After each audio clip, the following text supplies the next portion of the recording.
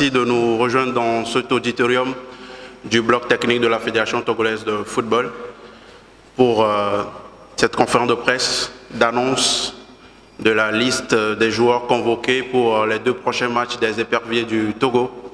Je rappelle que le Togo affronte le Sénégal le 11 novembre prochain dans le cadre de la 5e journée des éliminatoires de la Coupe du Monde 2022. Puis il se déplacera en Afrique du Sud pour affronter la Namibie pour la dernière journée de ses qualifications. Donc vous connaissez déjà la procédure. Tout à l'heure, le coach va donner sa liste des joueurs convoqués. Puis vous aurez l'occasion de poser vos questions liées à cette liste et bien évidemment à ces éliminatoires-là. Nous avons une trentaine de minutes à passer ensemble. Nous n'allons plus tarder, nous allons donner la parole au coach. Merci beaucoup. Milieu défensif, un jeune joueur de 22 ans qui a de très belles qualités. Quand on parle de rénovation d'équipe, on doit renouveler avec la patience, mais en même temps avec l'urgence. Et si c'est pour renouveler, il faut qu'on donne la chance à qui on pense qui a la qualité et qui on pense qui a le potentiel pour le renforcer. C'est un joueur techniquement très fort, c'est un joueur de placement tactique très intelligent. L'unique chose que j'ai besoin de corriger dans cet joueur, c'est un joueur qui joue pratiquement tout le match, ou tout le course, dans le même rythmique. Oro, c'est un joueur de puissance physique, d'impact physique, mais qui doit être plus léger, plus rapide à attaquer les premières 4-5 mètres, être plus en l'aise, qui change de rythmique et qui ne court pas toujours au même rythmique. Ça veut dire quoi? Ça veut dire qu'il a le moment que tu peux gérer la vitesse, tu peux gérer le rythmique du jeu. Quand tu gagnes, quand tu ne gagnes pas, c'est complètement différent, tu dois accélérer. Et en même temps, dans différentes situations de jeu.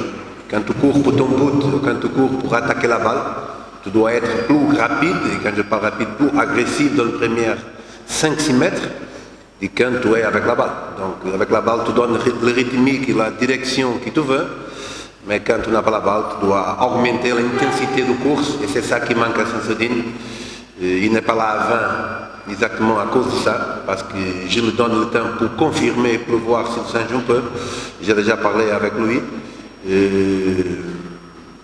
Mois de juin, et voilà.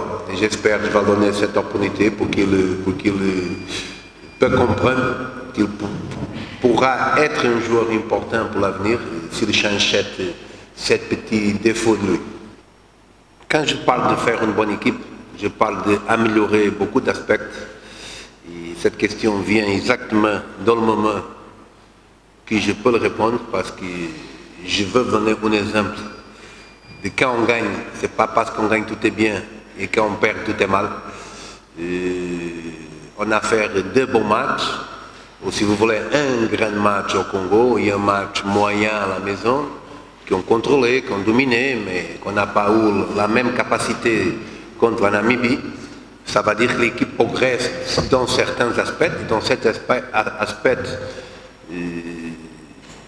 je vous dis, dans l'intensité du jeu, dans la capacité, ou si vous voulez, dans la dynamique, dans l'animation, que vous aimez beaucoup parler d'animation, dans l'animation offensive de cette équipe, on crée des situations de but, ça pour moi c'est le plus important, parce que nous sommes capables de jouer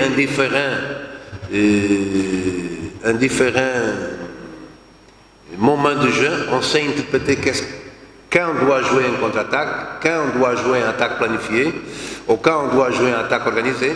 Ça veut dire que l'équipe, quand il gagne la balle, il est capable de chercher la meilleure solution, ou attaque rapide, ou avec l'attaque organisée. Et c'est pour ça qu'on crée l'occasion. C'est pour ça aussi, quand vous me dites, coach, mais on crie, mais on ne marque pas, oui. Et on marque parce que ça, c'est une question de confiance, c'est une question de positivisme. Mais je serais inquiète, oui, si l'équipe ne crie pas. Donc si l'équipe ne crie pas, ça veut dire que la dynamique de l'équipe est toujours meilleure. Mais ce n'est pas parce qu'on a gagné, parce qu'on a créé 9 situations de but contre la Namibie, 4 contre le Congo à la maison, 3 ou 4 encore contre le Congo au extérieur, et que tout est bien. Donc je peux vous dire que dans mon analyse, parce qu'après le match j'analyse aussi, je vois les vidéos du match 1-2 fois, et j'ai un petit compact toujours pour présenter aux joueurs, pour montrer qu'est-ce qu'on a à faire de bien et qu'est-ce qu'on a à faire de mal. Et on a commis 6-7 erreurs défensivement sur le déplacement. Donc ça va dire que si on trouve un adversaire plus fort ou des joueurs plus intelligents avec 7-0 de déplacement, ce n'est pas un héros de qualité. Je ne parle pas maintenant de qualité du joueur, non, ce sont héros de déplacement. Ça veut dire de concentration ou de mauvaise lecture du joueur. On peut souffrir de but. Et c'est cet déplacement mauvais, c'est 7-0 défensif que je veux corriger pour faire une bonne équipe. Ce n'est pas seulement avoir de bons joueurs. On peut avoir de bons joueurs et on peut faire le même zéro. Comme on peut avoir des joueurs moins forts, mais qui ne font pas beaucoup d'héros. Et aujourd'hui, on continue à faire des héros. Et c'est cet temps quand je demande qui ont besoin. Parce qu'un joueur prend ici une information de une semaine, après il part dans leur club, et l'information va fuir. L'information va sortir parce qu'il va écouter autre information à son club, avec son coach, qui joue de forme différente, qui veut autre chose différente. Mais c'est cet temps que j'ai besoin pour que le joueur assimile, qu'il comprenne une fois, deux fois, un match, deux matchs, trois matchs. Et avec le temps, je sais que les zéros vont être minimes.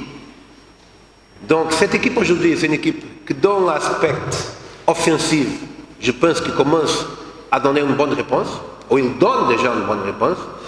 Dans l'esprit du groupe, je pense que c'est une qualité de cette équipe aussi. Il y a une ambiance, tout le monde comprend qui est capable de jouer, tout le monde comprend qui n'a pas joueur titulaire, n'a pas joueur remplaçant. Et ça, c'est la force de l'équipe, c'est l'esprit du groupe, et c'est connaître que tout le monde a la capacité de jouer, et qu'il n'a pas 11 joueurs, il y a 8 remplaçants, ou 9 remplaçants, ou 10.